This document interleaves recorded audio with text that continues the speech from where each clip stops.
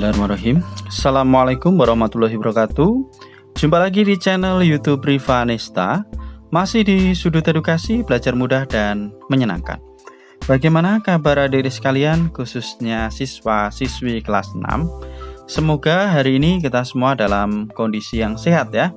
Karena dengan kondisi yang sehat tentunya kita bisa melakukan berbagai kegiatan yang kita inginkan. Dan dengan kondisi yang sehat pula pastinya kita bisa belajar bersama untuk membahas materi dan juga soal-soal dari buku penilaian Bu Pena untuk siswa-siswi kelas 6 ya.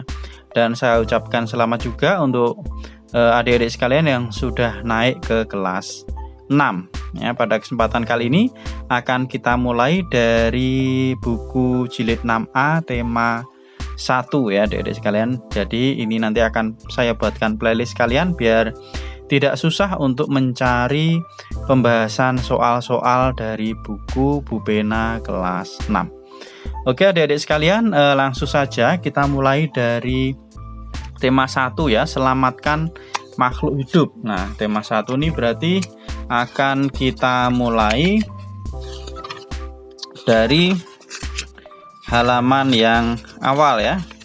Di sini langsung untuk tema 1 pendamping pembelajaran 1 ya. Seperti biasa nanti akan saya bahas setiap PB atau setiap pendamping pembelajaran ya, setiap pembelajaran. Kita mulai dari pembelajaran 1, tema 1, subtema 1, tumbuhan sahabatku ya. Ini dimulai dengan muatan pelajaran bahasa Indonesia ya. Menjawab pertanyaan tentang isi teks, laporan hasil pengamatan dan juga menuliskan ide pokok. Ini langsung saja adik-adik sekalian, langsung kita ke soal atau ke ayo berlatih. Bacalah teks laporan berikut, setelah itu kerjakan soal-soalnya. Pada suatu hari, Dedi mendapat tugas membuat laporan hasil pengamatan tentang bagian-bagian tanaman singkong yang dapat dikonsumsi. Dedi harus melakukan pengamatan terhadap tanaman singkong terlebih dahulu. Setelah itu, barulah Dedi dapat menulis laporan hasil pengamatan tentang bagian-bagian tanaman singkong. Dedi pun meminta ayah untuk menemaninya ke kebun singkong di belakang rumah. Dedi dan ayahnya mencabut satu tanaman singkong. Dedi pun mengamati setiap bagian tanaman singkong ya. Kata ayah Dedi, bagian tanaman singkong yang dapat dikonsumsi adalah umbi akar dan daunnya, sedangkan batangnya tidak dapat dimakan. Akan tetapi batang singkong dapat ditanam kembali dan akan menjadi tanaman singkong yang baru. Setelah selesai mengamati bagian tanaman singkong, Dedi dan ayahnya membersihkan singkong. Singkong tersebut direbus oleh ibu Dedi. Dedi suka makan singkong rebus. Ternyata tanaman singkong yang dimakan adalah bagian umbi akarnya. Dedi pun menuliskannya dalam laporan hasil pengamatan yang ia buat. Nah ini cerita tentang Dedi ya, yaitu mengamati tanaman singkong ya. Apa saja yang bisa dimanfaatkan ya. Kemudian bagaimana cara membuat laporan hasil pengamatannya. Oke, langsung saja kita ke pertanyaan yang pertama ya adik-adik sekalian. Informasi apa saja yang kamu peroleh berdasarkan teks tersebut? Nah, kira-kira informasi apa saja? Nah, di sini udah saya tuliskan ya untuk soal nomor 1. Ya. Jadi, informasi yang kita dapatkan adalah bagian tanaman singkong yang dapat dikonsumsi adalah umbi akar dan daunnya. Kemudian informasi yang kedua, sedangkan batangnya tidak dapat dimakan ya. Jadi batang dari tanaman singkong itu tidak dapat dimakan. Akan tetapi batang singkong dapat ditanam kembali dan akan menjadi tanaman singkong yang baru ya. Jadi batangnya itu dipotong atau dengan cara di stek, nanti ditancapkan kembali, dia akan menjadi tanaman singkong yang baru. Itu untuk soal nomor 1 ya adik-adik sekalian. Untuk soal nomor 2, langkah apa saja yang perlu dilakukan Dedi untuk membuat laporan hasil pengamatan tentang bagian tanaman singkong yang dapat dikonsumsi. Lah, langkah-langkah untuk membuat laporan hasil pengamatan itu apa aja terhadap tanaman singkong tersebut sampai dapat dikonsumsi. Nah, di sini udah saya tuliskan ya. Langkah pertama yaitu mencabut tanaman singkong.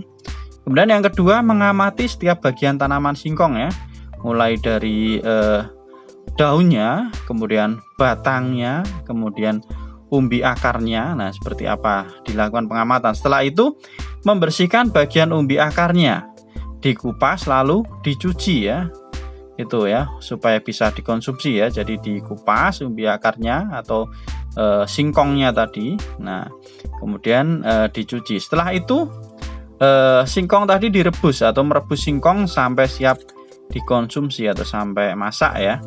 Kemudian yang terakhir, menulis laporan hasil pengamatan. Itu untuk soal nomor 2. Kita lanjut ke soal berikutnya. Tuliskan ide pokok setiap paragraf dari teks tersebut. Nah, teks ini tadi terdiri dari 3 paragraf ya. Nah, ide pokok setiap paragrafnya apa saja? Nah, ini. Untuk paragraf pertama, ide pokoknya adalah Dedi mendapat tugas membuat laporan hasil pengamatan tentang bagian-bagian tanaman singkong. Kemudian ide pokok paragraf kedua, bagian tanaman singkong yang dapat dikonsumsi adalah umbi akar dan daunnya, sedang batangnya ditanam kembali menjadi tanaman baru. Kemudian untuk yang paragraf yang ketiga, setelah melakukan pengamatan terhadap singkong, kemudian singkong direbus dan dimakan. Tidak lupa, Dedi menuliskan laporan hasil pengamatan. Itu ide pokok untuk paragraf yang ketiga. Silahkan adik-adik mungkin kalau mau disalin ya, karena terlalu cepat membacanya, atau mungkin bisa di pause terlebih dahulu. Itu untuk muatan pelajaran bahasa Indonesia ya. Sekarang kita lanjutkan untuk muatan pelajaran IPA ya. Ini tentang perkembangbiakan tumbuhan secara generatif ya. Secara generatif itu adalah melalui peleburan sel kelamin jantan dan juga sel kelamin betina. Nah, oke, kita langsung saja adik-adik sekalian ke ayo berlatih ya. Di sini ada di halaman 5 ya. Amati gambar berikut. Setelah itu kerjakan soal-soalnya ya. Ini ada lebah ya yang membantu penyerbukan pada bunga. Oke, pertanyaan yang pertama, apa yang kamu ketahui tentang penyerbukan? Apa itu penyerbukan? Nah, di sini udah saya tuliskan adik-adik ya. Jadi penyerbukan adalah peristiwa jatuhnya serbuk sari di kepala putik. Itu disebut dengan penyerbukan. Lanjut pertanyaan yang kedua, tuliskan 3 hewan yang biasa membantu dalam penyerbukan. Ini salah satu contohnya ya, lebah ya. Oke, jadi hewan itu ada kupu-kupu, lebah, dan juga burung kolibri. Pertanyaan yang ketiga, tuliskan 3 tumbuhan yang berkembang biak secara generatif. Generatif itu berarti secara kawin ya. Di materi juga sudah ada. Di sini saya tuliskan tidak hanya 3 ya, ada durian, jeruk, mangga, rambutan, apel, jambu juga bisa ya, dan lain-lain. Tuh, untuk halaman 5 ya, ayo berlatih muatan pelajaran IPA. Selanjutnya di sini masih ada ya, keterampilan kinerja praktek ya, mengamati bagian-bagian bunga ya. Di sini saya contohkan adik-adik ya. Ini saya punya bunga melati. Nah, bunga melati. Nah, bunga melati di sini ini adalah mahkota ya, mahkota bunganya. Kemudian kelopaknya ini saya ambil. Ya. Nah, yang dinamakan kelopak itu di sini. Ini kelopak bunganya ya. Ini mahkota bunganya. Oke, kita ke pertanyaannya dulu ya. Buatlah kelompok bersama teman-teman sebelahmu. Oke. Kemudian amati bagian-bagian bunga tersebut satu per satu ya. Ini tadi ya. Bisa diamati adik-adik sekalian. Lah, ini adalah mahkotanya tadi. Kemudian ini kelopaknya yang warna hijau, ini namanya kelopak ya.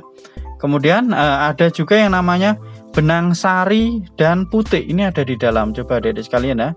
Masih ada apa enggak? Kalau enggak di sini juga ada. Oke, adik-adik sekalian, ini saya buka ya. Nah, ini sangat kecil sekali ya. Ini ada di dalam yang warnanya kuning ini ya.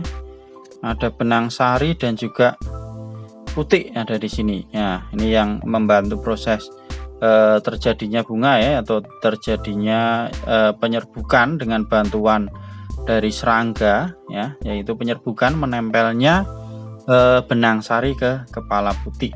Maaf ya, menempelnya benang sari, betul ya. Nah, ini mungkin kalau adik-adik melakukan pengamatan terhadap salah satu bunga, ini adalah contoh bunga melati ya. Tadi bagiannya ada mahkota, kemudian ada kelopak, ada benang sari dan putih yang ada di dalam. Kemudian mungkin mau ditambah juga ya, ini ada tangkainya, ini tangkai bunga ya.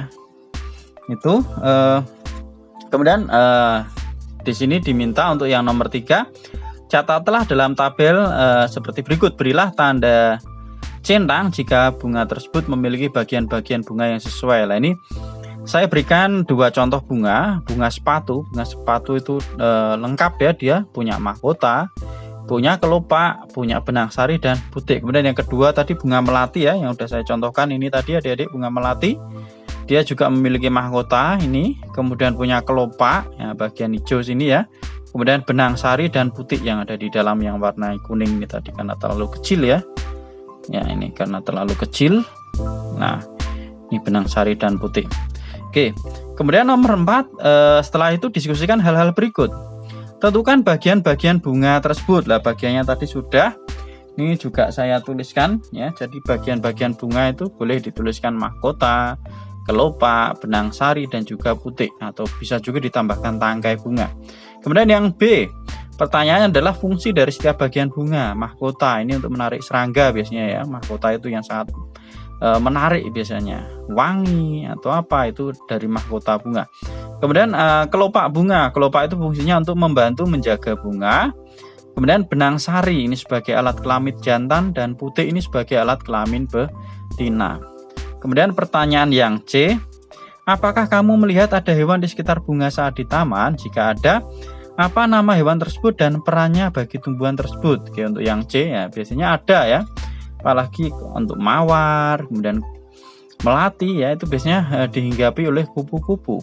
Perannya apa kupu-kupu tersebut? Ini berperan untuk membantu penyerbukan. Selain kupu-kupu biasanya juga ada lebah ya, itu juga sama berperan membantu penyerbukan. Kemudian pertanyaan yang D, bunga apa saja yang termasuk bunga lengkap dan tidak lengkap? Lah, ini diminta contoh bunga lengkap dan bunga tidak lengkap. Ini saya kasih contoh ya. Untuk bunga lengkap itu ada bunga sepatu, ada bunga bakung.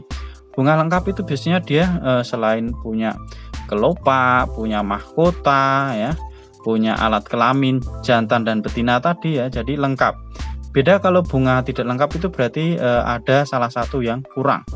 Contoh bunga tidak lengkap ini ada bunga kamboja dan bunga kelapa. Kemudian pertanyaan yang E, kalau tadi lengkap tidak lengkap, sekarang bunga sempurna dan bunga tidak sempurna. Nah, kalau bunga sempurna itu satu bunga memiliki 2 alat kelamin ya, putih dan benang sari. Tetapi kalau bunga tidak sempurna ini biasanya ada di pohon lain. Misalnya pohon satu memiliki putih, pohon satunya lagi hanya memiliki benang sari, seperti itu. Nah, contoh bunga sempurna ada bunga sepatu dan bunga jambu ya. Sedangkan bunga tidak sempurna contohnya adalah bunga salak ya. Tanaman salak itu termasuk bunga tidak sempurna karena butuh 2 tanaman supaya dia bisa melakukan perkembang biakan. Itu adik-adik sekalian untuk halaman 6 ya.